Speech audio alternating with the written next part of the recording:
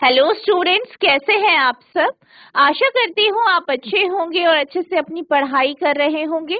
मैं मोनिका रावत आपका स्वागत करती हूँ आईसीटी वर्चुअल क्लासरूम देहरादून में। बच्चों, आज हम क्लास 7th का जो आपका सब्जेक्ट है साइंस, उसका जो चैप्टर है लाइट, उसे स्टार्ट करेंगे। बेसिकली ये आपकी जो है रिविजन क्लास है। यहाँ पे हम इस चैप्टर्स को क्या कर रहे हैं, रिवाइज कर रहे हैं। तो बच्चों, अब हम चलते हैं अपने स्मार्ट बोर्ड की ओर। तो बच्चों, आज से हम जो आपका लाइट चैप्टर है इसका रिवीजन कर रहे हैं। तो जैसे कि आपने क्लास 6 में भी लाइट के कॉन्सेप्ट को पढ़ा है, प्रकाश के बारे में पढ़ा है। हम ये जानते हैं प्रकाश के अनेकों स्रोत हैं, जैसे कि आपका सूर्य हो गया, बल्ब हो गए, ठीक है, अनेकों आपके स्रोत हैं। ठीक है, अब क्या होता है कि जो आपके प्रकाश की किरणें होती हैं वो बेसिकली आपके जो है बंडल की फॉर्म में या ग्रुप की फॉर्म में आपकी बाहर निकलती है, एक समूह में एक फॉर्म निकलती है। इसका सबसे अच्छा उदाहरण है इसको समझने का, आपने देखा होगा रात के समय अगर आप टॉर्च ऑन करते हैं तो टॉर्च जैसे ही आप ऑन करते हैं तो लाइट आपकी निकलती है और वो लाइट आपको एक दिशा में जाती हुई प्रतीत होती है। ये आपको ऐसा लगता है कि बहुत सारी किरणें एक साथ एक दिशा में जा रही हैं। इसी तरीके से अगर हम वाहनों की बात करें, जैसे कि आपकी मोटरसाइकिल हो गया, ठीक है, आपके स्कूटर हो गया, तो रात के समय जब आप हेडलाइट ऑन करते हैं तो आपने देखा होगा कि हेडलाइट में भी जो है आपको लाइट एक दिशा में जाती हुई सी दिखती है।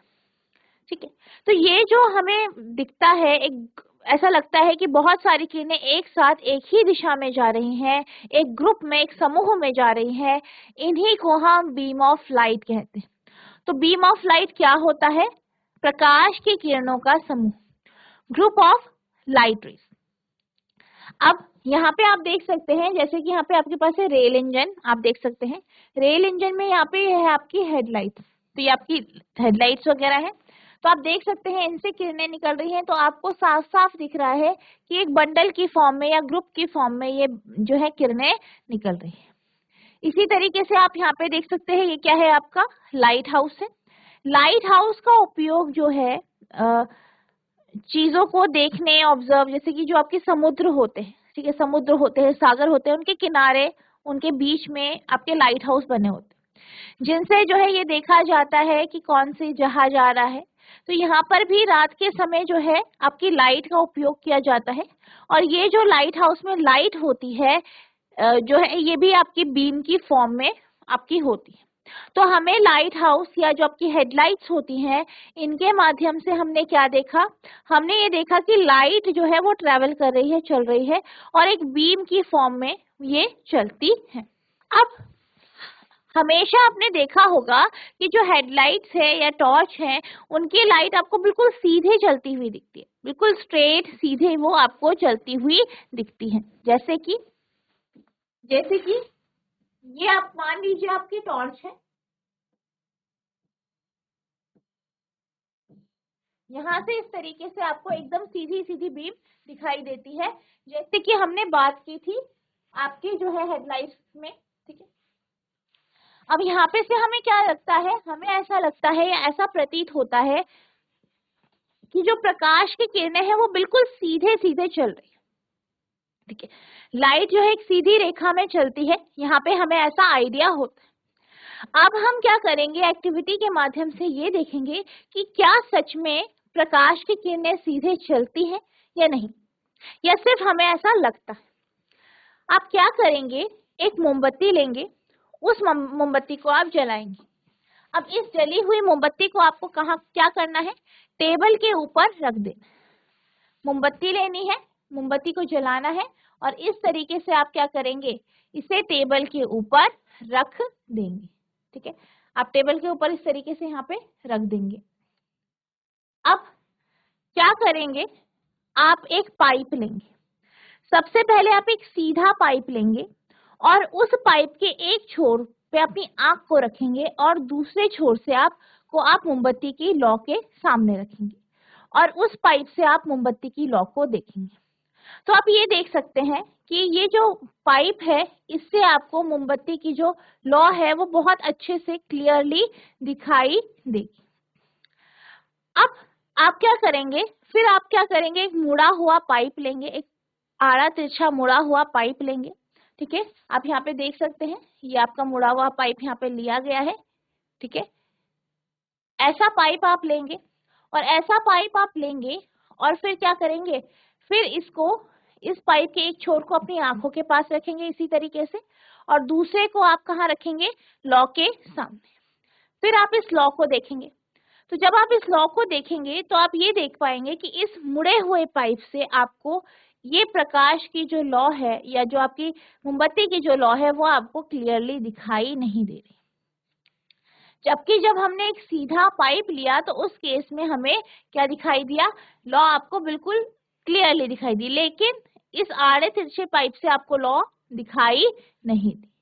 अब यहाँ पे से हम क्या समझ सकते हैं, इन उदाहरणों से हम क्या समझ सकते हैं, या इस एक्टिविटी से हम क्या समझ सकते हैं, इस एक्टिविटी से हम ये समझ सकते हैं कि हमें सीधे पाइप से किरणें इसलिए दिखाई दी, या लॉ इसलिए दिखाई दी, क्योंकि जो प्रकाश की किरणें हैं वो सीधे सीधे चलती है।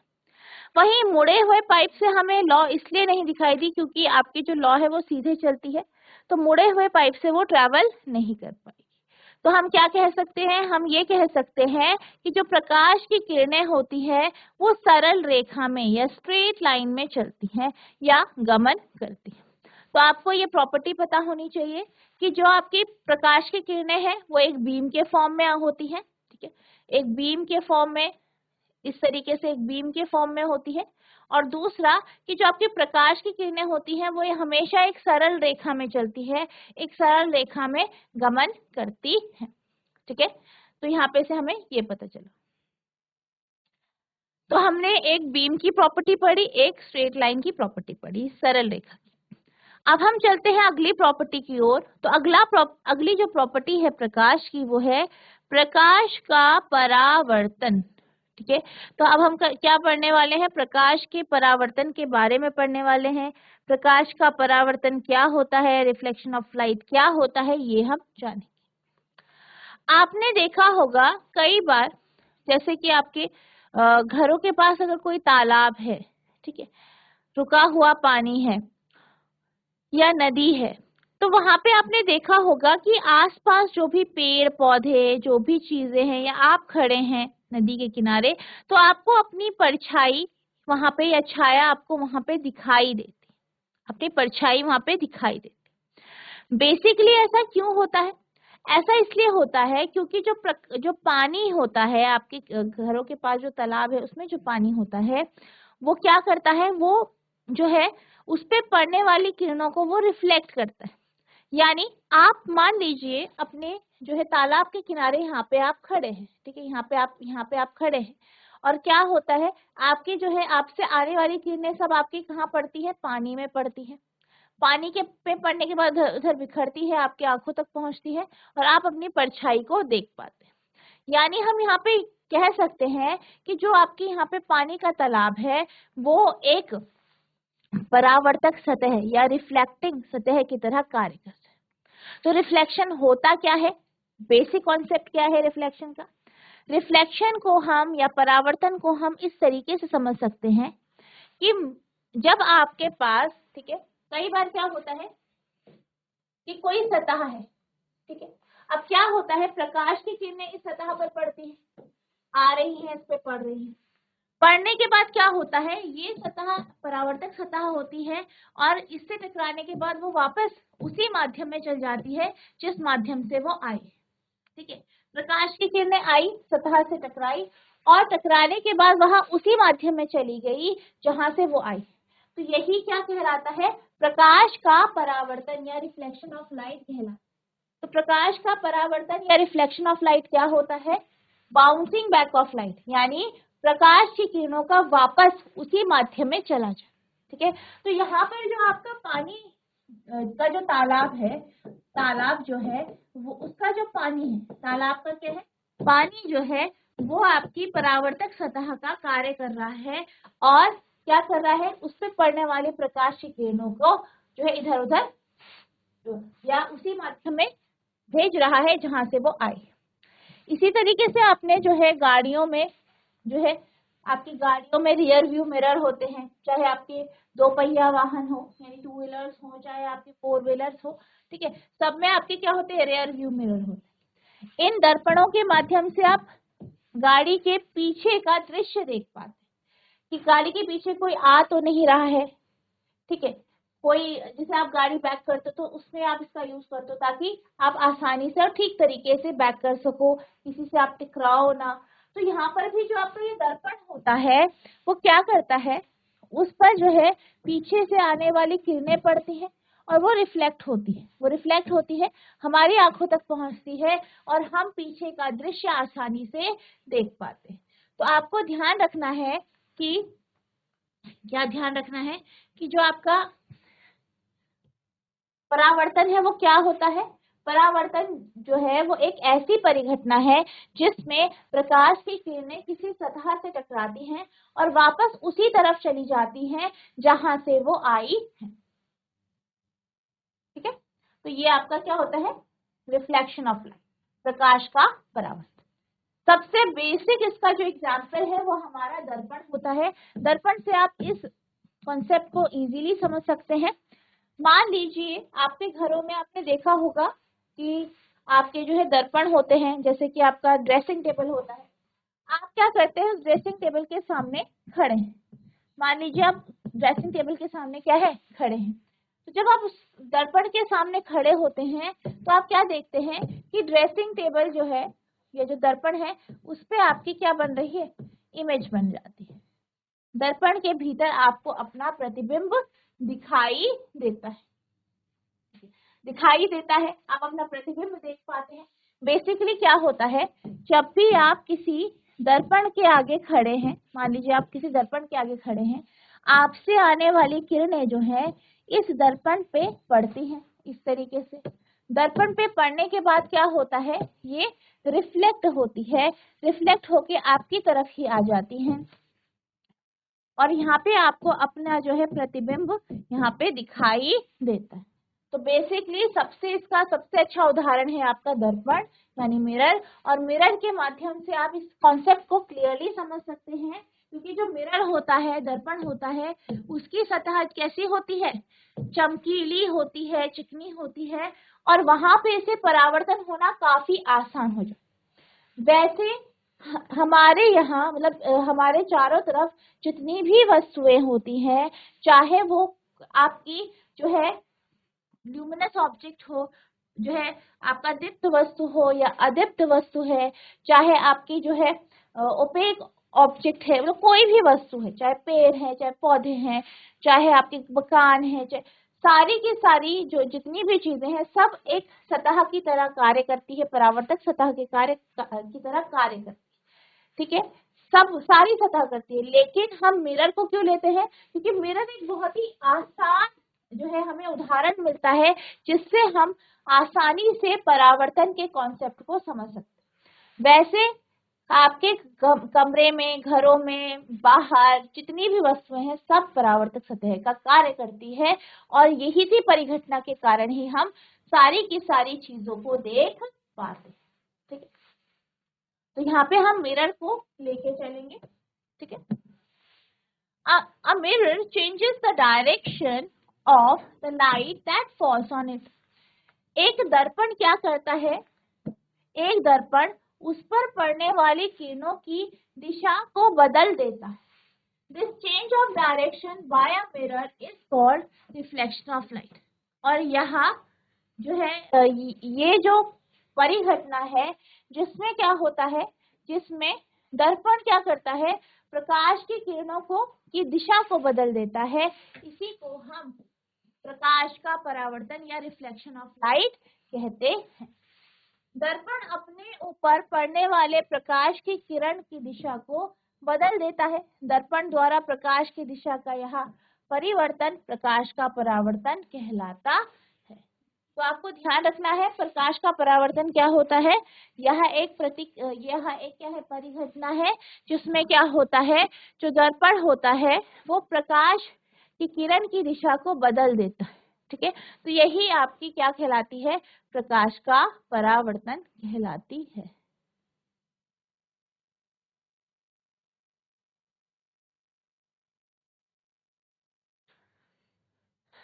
अब हमने दर्पण के बारे में पढ़ा, परावर्तन के कॉन्सेप्ट को जाना। अब हम चलते हैं आपके नेक्स्ट एक्टिविटी की ओर। नेक्स्ट एक्टिविटी की ओर जाते ही हम ये देखेंगे कि किस तरीके से प्रकाश की किरण किसी समतल दर्पण से परावर्तित होती है। आपको क्या करना है, एक दर्पण का टुकड़ा लेना है, समतल दर्पण का टुकड़ा, और उसे आप किसी ब्लॉक से इस तरीके से जोड़ सकते हैं, जैसे कि आपको यहाँ पे दिख रहा है। ठीक है, यहाँ पे आपको दिख रहा होगा क्लियरली। तो यहाँ पे आपको दिख रहा होगा, इस तरीके से आपको क्या करना है, यहाँ पे जो आपका दर्पण है उसको एक ब्लॉक से जोड़ देना है, समतल दर्पण। और आपको क्या करना है, एक टॉर्च लेनी है, टॉर्च के आगे आप क्या करेंगे, उसको कवर कर देंगे। एक जो है काले रंग के पेपर से आप कवर कर सकते हो, और बीच में पतली पतली जो है आपको यहाँ पे स्ट्रिप बना देनी है। ठीक है, 2-3 स्ट्रिप आप बना सकते हो। ठीक है, यहाँ पे पतली पतली स्ट्रिप बनाई गई है। अब आपको क्या करना है, इस दर्पण को जो ब्लॉक के साथ लगाया गया है उसे सीधे रखना है, और उसके सामने आपको क्या करना है, टॉर्च को ऑन कर देना है। अब जैसे ही आप टॉर्च को ऑन करेंगे तो टॉर्च से क्या होगा, टॉर्च से किरणें बाहर निकलेंगी, और ये किरणें जो है आपके जो दर्पण है उससे टकराएंगी। किरणें क्या करेंगी, दर्पण से टकराएंगी। ठीक है, अब जैसे ही किरणें जो है ये दर्पण से टकराएंगी तो आप देख पाएंगे कि जैसे आप यहाँ पे से किरणें जाती है तो आपको किरणें जाती हुई भी दिखाई देंगी स्लिट से, क्योंकि बीम की फॉर्म में जा रही है, बटन की फॉर्म में जा रही है। फिर ये रिफ्लेक्शन के बाद आपको रिफ्लेक्ट होती हुई भी दिखाई देंगी। तो यहाँ से आपको एक क्लियर आइडिया हो जाएगा कि प्रकाश का परावर्तन किस प्रकार से होता है, लाइट रिफ्लेक्ट कैसे करती है। ठीक है, light gets reflected from a plane mirror. प्रकाश जो है एक समतल दर्पण से परावर्तित होता है। यानी हम ये कह सकते हैं इस उदाहरण से, या आप इसको क्लियरली देख सकते हैं कि आपको रेज जाती हुई दिख रही है, किरणें जाती हुई दिख रही है, किरणें जो है दर्पण से टकराती हुई दिख रही है, और टकराने के बाद वो बाहर आपकी परावर्तित होती हुई दिख रही है। तो जो है प्रकाश का जो परावर्तन है, ठीक है, वो कैसा होता है कि समतल दर्पण पे आपकी किरणें पड़ती हैं और फिर वो रिफ्लेक्ट हो जाती है। Reflection of light from a mirror, तो यहाँ पे आपके पास क्या है, ये रिफ्लेक्शन ऑफ लाइट है दर्पण के माध्यम। ठीक है,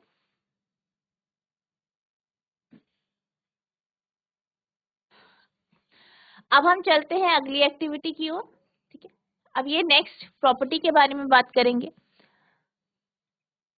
आपको क्या करना है, एक समतल दर्पण लेना है और उसके सामने आपको क्या करना है, कैंडल को जला के रख देना है। समतल दर्पण के सामने आप कैंडल को जला के रखेंगे और दर्पण के अंदर आप इसका प्रतिबिंब देख पाएंगे।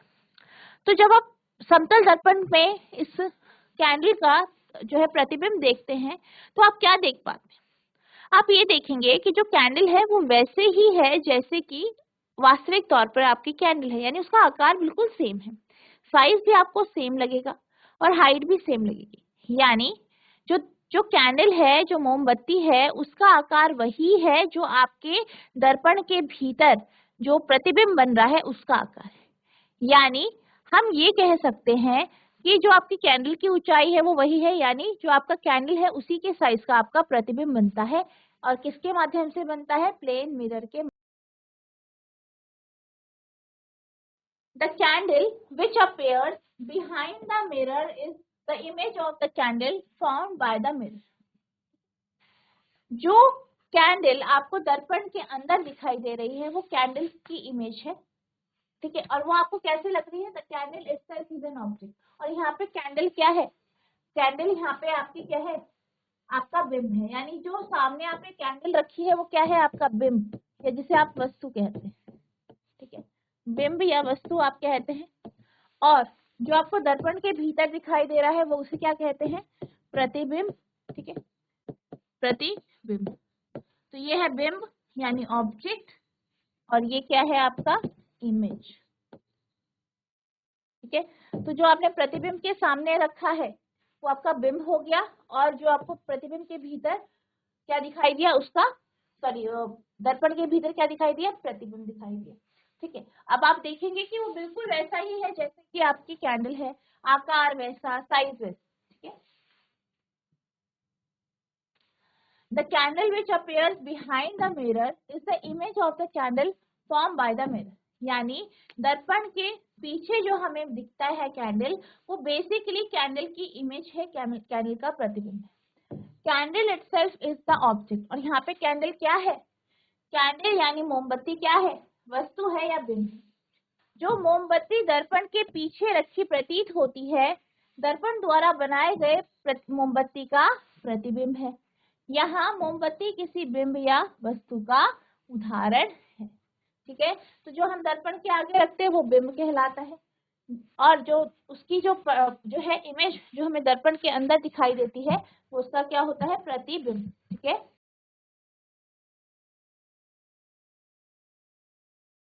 अब जो हमारे पास यहाँ पे प्रतिबिंब बन रहा है वो कैसा है? वो वैसा ही है जैसा हमारा कैंडल है, यानी सीधा प्रतिबिंब है। कैसा प्रतिबिंब है हमारे पास? कैसा प्रतिबिंब बन रहा है? सीधा, बिल्कुल सीधा, यानी इरेक्ट बन रहा है। सीधा आपको बिल्कुल वैसा ही दिख रहा है जैसा कि आपका कैंडल। ठीक है, तो हम क्या कह सकते हैं कि आपका जो प्रतिबिंब है वो सीधा बन रहा है, बिल्कुल वैसा ही आकार का बन रहा है जैसा कि उसका आकार है या बिंब का आकार है। यानी हम क्या कह सकते हैं?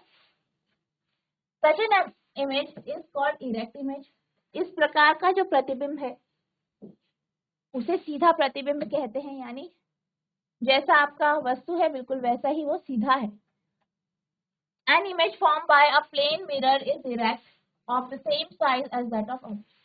और क्या कहा गया है कि वह इमेज, वह प्रतिबिंब जो कि एक समतल दर्पण के माध्यम से बनता है, वो कैसा होता है? सीधा होता है और बिंब के आकार का होता है। सीधा और बिंब के आकार का होता है, ये वस्तु के आकार का होता है।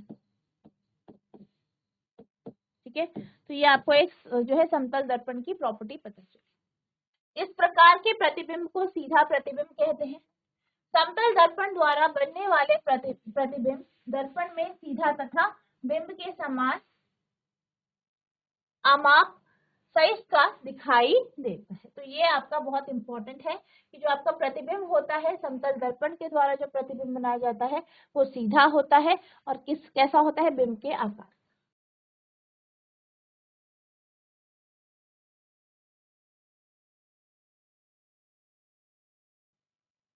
अब आप क्या करेंगे? यहाँ पे जो हमारे पास कैंडल है इसका आपको प्रतिबिंब यहाँ पे दर्पण के अंदर दिखाई दे रहा है।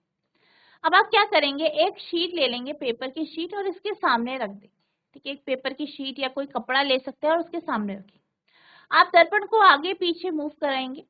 आप ये देखेंगे कि इस पेपर पर या इस शीट पर आपको किसी भी प्रकार का आपको प्रतिबिंब दिखाई नहीं दे रहा। तो हम यहाँ पे ये कह सकते हैं कि जो समतल दर्पण है उसके द्वारा प्रतिबिंब हमें स्क्रीन पर प्राप्त नहीं होता है। ठीक है, तो हम क्या कह सकते हैं? यहाँ पे हमें क्या पता चला? You will find that the image of the candle cannot be obtained on screen in either case। यानी किसी भी केस में हमें जो प्रतिबिंब है वो स्क्रीन पर प्राप्त नहीं होगा। आप देखेंगे कि किसी भी स्थिति में मोमबत्ती का प्रतिबिंब पर्दे पर प्राप्त नहीं किया जा सकता। तो यहाँ पे हमें क्या पता चला? हमें ये पता चला कि जो आपका समतल दर्पण है या जो प्लेन मिरर है, जो आपका प्लेन मिरर है,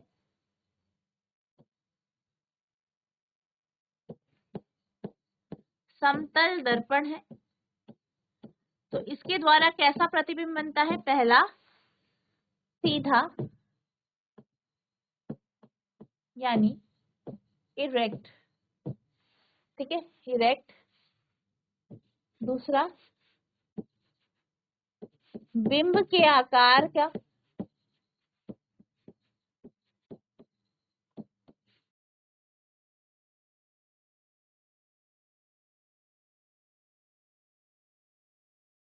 same size as that of object.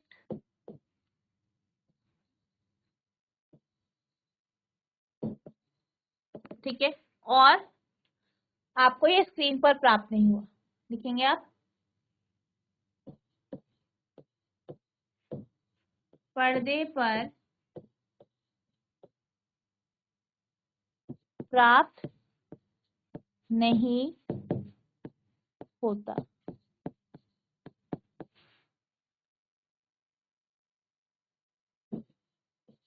Image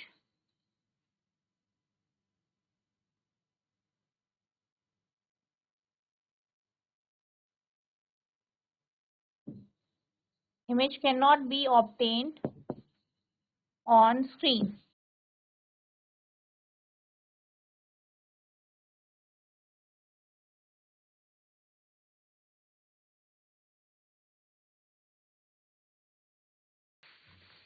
तो यहाँ पे हमारे पास ये निष्कर्ष निकला है, आप इसे नोट करेंगे, ये आपका यहाँ पे निष्कर्ष निकला है।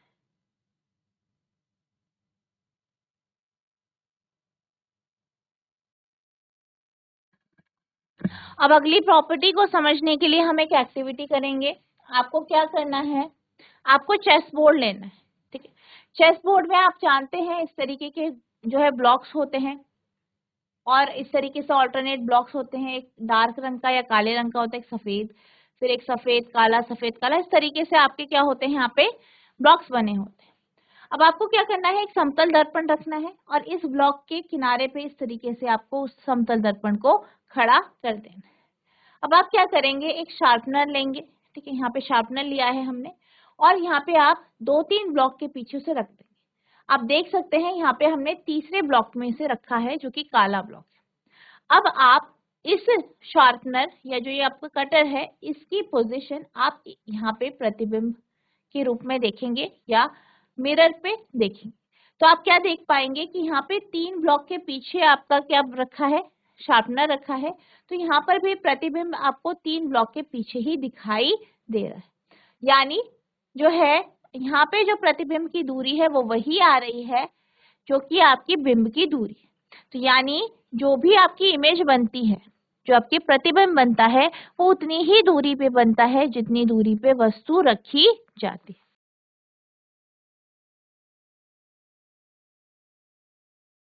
You will find that the image is of the same distance behind the mirror as the object in front of mirror.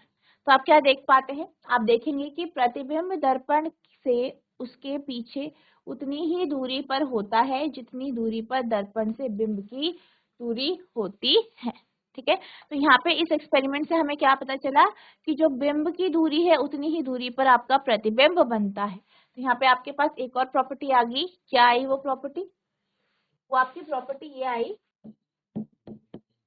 प्रतिबिंब समतल दर्पण के पीछे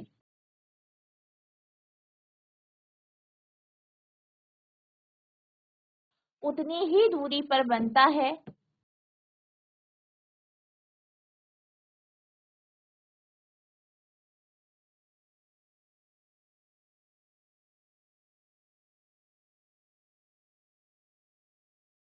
जितनी दूरी पर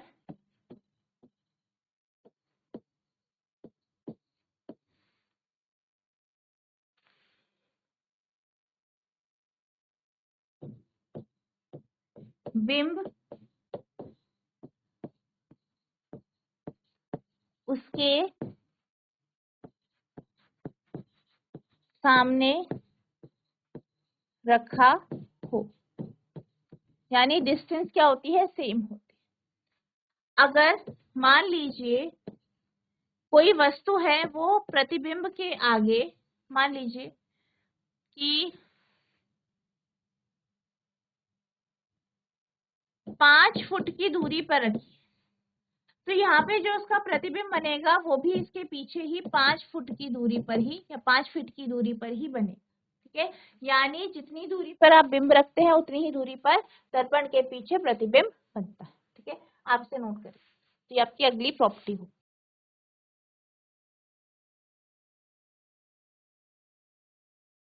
अब हम चलते हैं अगली प्रॉपर्टी की ओर। तो आपने देखा होगा कई बार कि जब भी आप दर्पण के आगे खड़े होते हैं तो आपका प्रतिबिंब जैसे आप हो वैसा ही दिखता है, लेकिन यहाँ पे कुछ चेंजेस आपको नजर आते हैं। जैसे कि अगर आप क्या करें, अपना बायां हाथ उठाएं तो आपको प्रतिबिंब में ऐसा महसूस होता है या ऐसा दिखता है कि आपने दाहिना हाथ उठाया है। इसी तरीके से अगर आप दाहिना हाथ उठाते हैं तो प्रतिबिंब में ऐसा लगता है आपको कि आपने बायां हाथ उठाया है। तो यहाँ पे हो क्या रहा है, यहाँ पे बेसिकली जो आपकी बॉडी है या जो भी वस्तु है उसका आकार लेफ्ट और राइट में चेंज हो रहा है। तो ये आपकी अगली प्रॉपर्टी है समतल दर्पण की, जिसे हम क्या कहते हैं, लेटरल इन्वर्जन कहते हैं। ठीक है, लेटरल इन्वर्जन कहते हैं। इसको आप एक एक्टिविटी के माध्यम से भी समझ सकते हैं। आप क्या करेंगे, आप एक जो है आपके घरों में जो ड्रेसिंग टेबल है, जो समतल दर्पण है, उसके सामने आप खड़े होंगे और आप अपना क्या करेंगे, लेफ्ट हैंड उठाएंगे, बायां हाथ उठाएंगे। आप दर्पण पे देखेंगे तो ऐसा आपको लगेगा कि आपने दाहिना हाथ उठाया। फिर आप इसे नीचे कर देंगे, फिर आप अपना दाहिना हाथ उठाएंगे तो दर्पण में आपको ऐसा लगेगा कि आपने बायां हाथ उठाया है। यानी बायां आपको दाहिनी ओर दिखेगा और दायां आपको बाईं ओर दिखेगा। या हम ये कह सकते हैं कि आपका बायां हिस्सा आपको दाहिनी ओर दिखेगा और दाहिना हिस्सा आपको बाईं ओर दिखेगा। तो यही प्रॉपर्टी कहलाती है लेटरल इन्वर्जन। इसको आप बाकी और एक्टिविटीज के माध्यम से भी समझ सकते हैं। जैसे कि आपको क्या करना है, एक पेपर लेना है, उसमें लिखना है हेलो रॉबिन। हेलो रॉबिन आप लिखेंगे और उसे अपने दर्पण के आगे रख देंगे। अब क्या होगा, जैसे ही आप इसको अपने दर्पण के आगे रखेंगे तो आप ये देख पाएंगे कि जो हेलो रॉबिन है वो आपको दर्पण में उल्टा ही दिखाई दे रहा है। ठीक है, रॉबिन पहले, हेलो बाद में, और वो भी रिवर्स ऑर्डर में। ठीक है, और बिल्कुल आकार भी रिवर्स दिखेंगे। तो इसी को हम क्या कहते हैं, लेटरल इन्वर्जन। ठीक है, जैसे कि आप यहाँ पे इमेज में देख पाते हैं। इसी का उपयोग जो है आपके जो है एम्बुलेंस में किया जाता है। आपने देखा होगा कि एम्बुलेंस में जो एम्बुलेंस लिखा होता है वो सीधा ना लिखकर उल्टा लिखा जाता है। यानी लेफ्ट से राइट, बाईं से दाहिनी ओर ना लिखकर जो है दाईं से बाईं ओर लिखा जाता है और आकार को भी उसी तरीके से रिवर्स कर दिया जाता है। तो ऐसा क्यों किया जाता है? ऐसा इसलिए किया जाता है कि जो एम्बुलेंस के आगे अगर आप जा रहे हो या कोई भी व्यक्ति जा रहा है तो हमें क्या पता है कि पीछे क्या है, क्या चीजें हैं, वो कैसे देखेगा, वो दर्पण के माध्यम से देखेगा। तो जब वो दर्पण से देखेगा तो आपका जो यहाँ पे एम्बुलेंस लिखा हुआ है वो उसे सीधा नजर आएगा दर्पण में। ठीक है, क्योंकि लेटरल इन्वर्जन के कारण, जिस कारण वो जान पाएगा कि पीछे जो गाड़ी है वो एम्बुलेंस है और वो जो है उसे जगह दे देगा ताकि आपका जो है एम्बुलेंस आसानी से और आराम से जो है हॉस्पिटल तक जा सके।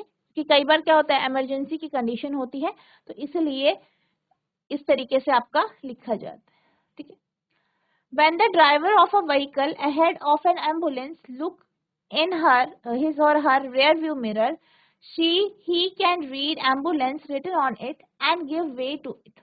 क्या कहा गया है, अगर कोई ड्राइवर है, ठीक है, आगे वाले व्हीकल में, एम्बुलेंस के आगे जो व्हीकल है, तो वो क्या करेगा, वो अपने रियर व्यू मिरर से देखेगा और एम्बुलेंस वो पढ़ पाएगा और वो उसे जगह दे देगा। It is the duty of everyone of us to allow an ambulance to pass without blocking its way।